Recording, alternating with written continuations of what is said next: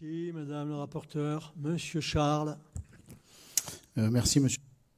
Pardon. Deux petites questions concernant cette délibération. D'abord, est-ce que vous pourriez nous rappeler la composition du cabinet du maire? Nous avons cru comprendre qu'il était composé de 3 collaborateurs. Bon, bien évidemment, nous supposons que les crédits budgétaires concernent l'ensemble de ces collaborateurs.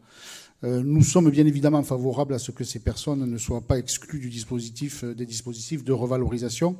Et notre deuxième question concerne le calcul de la somme allouée, puisque 20 000 euros sur 160 000 euros, cela représente 12,5%.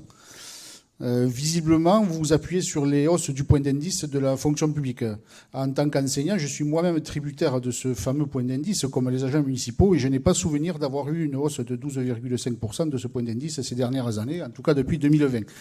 Peut-être êtes-vous au courant de bonnes nouvelles pour les fonctionnaires de la part du nouveau gouvernement et que vous anticipez d'éventuelles mesures, mais permettez-nous d'en douter.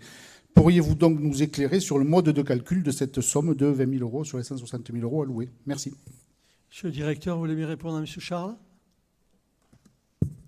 Oui, donc déjà sur la première question, donc la composition du cabinet, c'est bien 3 personnes, donc Michel Garnier, Marie Pujol et Marco Contini, donc qui sont collaborateurs de cabinet. L'enveloppe budgétaire concerne bien l'ensemble de ce personnel.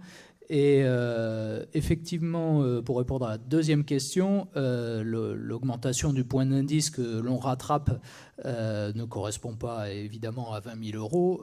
Pour autant, et j'avoue que cette délibération a été rédigée il y a un petit moment avant les annonces gouvernementales, et donc on souhaitait avoir de la marge pour ne pas avoir à y revenir si des fois le point d'indice remontait, ce qui paraît, je l'avoue, assez improbable en ce moment.